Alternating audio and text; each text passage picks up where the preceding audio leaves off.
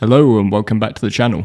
I'm Loudguns, and today we're going to be taking a quick look at a little trick for traders and miners just to make you a bit quicker at doing your deliveries to the TDDs at major landing zones and just to reduce the risk you take while you're at it. Hopefully you enjoyed the new intro. That's just something we put together since IAE, and one of the main reasons I started doing this was because I just wanted to learn a few new skills in terms of video editing and stuff. And so I know it's still amateur hour, but I'm quite pleased with the progress that we've made, and hopefully we'll just continue to iterate on channel quality as we go forward. I don't like to take credit for things which I didn't find out myself, so thank you to Jason Brooks for showing me this one. He's a member of our trade division at Frontier Consolidated. And if you're looking for a group to join, so we've got the Frontier community, you'll find us on Discord at discord.gg/FRCN. And a big part of what we're about is just sharing sort of these tips and tricks that we find and helping people get into sort of some of the multiplayer aspects of Star Citizen. Also, just before we get going, if you're a new player or you're just checking out my videos to see if Star Citizen's a game that you'd consider getting into, just when you create your account, just make sure that you use somebody's referral code. I'll flash mine up on screen right now, but as I always say, it doesn't have to be mine. Just make sure that you get yourself some extra starting cash by using somebody's when you create that account. So with all that said, let's take a look at this tip. So for our first example, I'll need to grab myself some cargo, and it's a good opportunity to visit Ariel and show off my new Michelin Man suit. I'm really liking this sort of rework they've done of the Pembroke armour. And just whenever you're landing and doing these trade runs, just, always be on your toes. There's sort of a big pickup in piracy because obviously we've gone into a new patch, everybody's been starting from scratch. So there's a lot of sort of traders and miners out there trying to make a buck. But we are all signing up to play a PvPvE game, so there's always going to be somebody looking to take it off you. So I'm here at Lathan. I'm going to grab all the Laranite that I can, and then I'm going to fill up, I'm going to spend all my money on titanium. I think in this example I leave myself with about 5 AUEC. If you're starting out in trading, probably don't do that. Probably leave yourself a bit of a wallet to sort of cushion any potential losses that you might suffer. That said, one of the biggest improvements of 3.15 is we've now got this sort of 30k protection, and in my experience it's been working really well. The one thing that you want to watch out for is if you do suffer a 30k while you're doing this, while you've got like a C2 full of boxes that you're shipping, just make sure that when you log back in, you need to wait for the heartbeat. So when you sort of appear at a station after a 30k crash, you go down to the terminals to pull out your ship. For a few minutes it might still show as claim, just don't hit the claim button when that's sort of still showing. Just give it a few minutes, the server heartbeat will tick over, and then that will change to a retrieve rather than a claim. If you hit claim before it's switched to retrieve, then you're going to claim the ship and you're going to lose the cargo. If you wait for the retrieve, the ship will reappear with the cargo intact. But we're not here to talk about 30k protection, we're here to talk about reducing your time in atmosphere. So I'm going to stop off at Bajini Point, which is the orbital space station above Area 18, the major landing zone on ArcCorp. And Area 18 is where I want to go to sell this titanium and Laranite. It's where I'm going to fetch a decent sort of markup in terms of the profit. So since 3.15, we've got this feature where you can call ships from either the orbital space station or from the landing zone itself, and it doesn't really differentiate between the two. So what I'm looking to do here is land the C2 itself at the space station, and then I have the option to take a different ship down to the landing zone. Importantly here, that means that the ship I'm actually travelling down in won't contain the cargo that I'm trying to sell.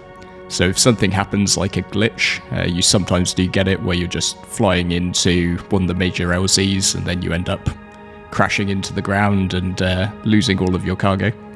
In that instance, you wouldn't lose your cargo because you're not flying it down. Full disclaimer though, I fully expect this to be patched out at some point. I expect there to be more functionality to these orbital space stations since they have their cargo decks, and the idea is that you can land bigger trade ships and then the cargo can get shuttled down to the surface. but I wouldn't expect to see this sort of feature persist into too many future patches, particularly once all of the major LZs have got hospitals in them. But considering we're going into a new patch, everybody's trying to build back their bank balances, I think it's worth sort of taking what precautions you can to avoid crashing and burning and setting yourself back. So once you've landed, just come to the vehicle retrieval console, just make sure that your ship's stored away. And there's that C2 and it's showing up as location area 18. So I'm just going to grab out a faster ship to make the descent into the atmosphere and actually visit the major LZ. So I'm going to grab my Ares Ion. I've been loving this ship as a daily driver. It's fast and agile, and you can fit a size 2 jump drive into it, which for a ship which has no doors, you know, you're just jumping straight into the cockpit. That's a bit of a godsend.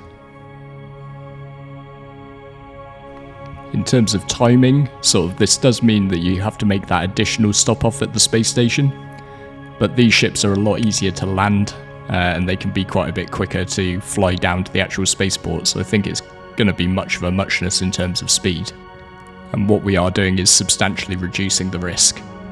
So once you're down here, you can make your way to the TDD, and if you find one of the consoles and hit sell, you'll see that your ship, the C2 in this case, is available to sell at from the trading console. And I can sell that laranite and titanium and make a tidy profit for not too long's work.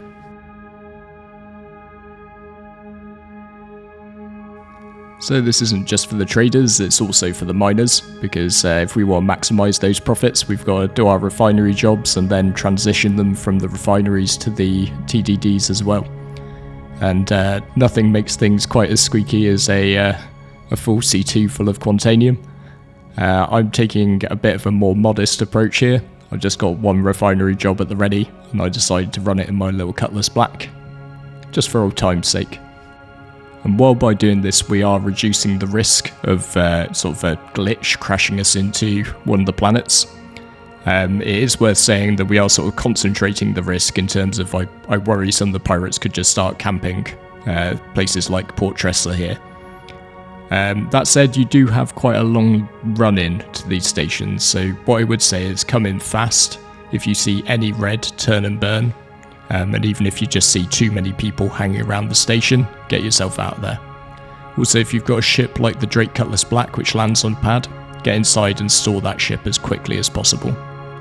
Then just grab yourself out something a little bit quicker. Hello, old friend. I honestly didn't know I could like an Origin ship this much until I got in the seat of an M50. And one of the reasons I did just want to show this at MicroTech was there is a little trick you can take advantage of. If you identify where the spaceport is and then you follow that tram line into the city itself, then you aim for this section of the ice lake. You can actually visit the commons more directly without having to take the extra train ride. And since the TDD's at the commons, that can make getting onto and off MicroTech a lot quicker.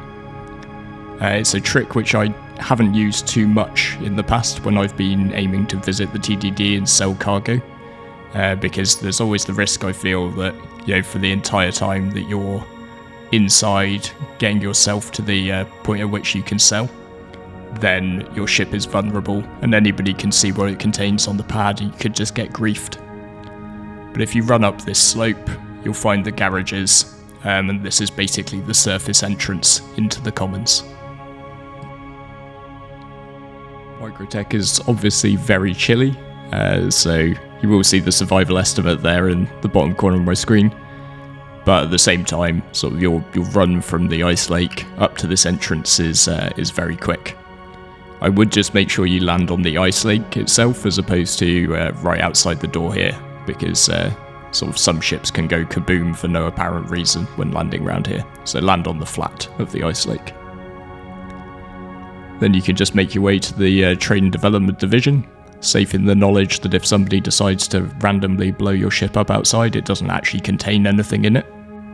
Take a quick visit to one of the trade terminals inside, and then again you'll be able to go to the cell. You can find my Drake Cutlass Black and sell that Quantanium for a tidy 320k. Can't complain. So one of the dangerous things about coming to MicroTech is there are a lot of really nice shops to waste your money in. But at least, hopefully with this technique, the game won't be taking the money off you before you've had a chance to actually blow it yourself.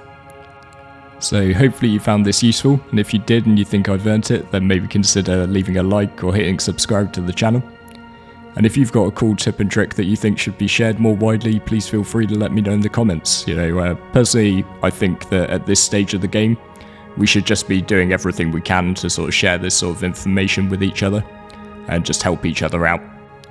I do try my very best to reply to all the comments that I can.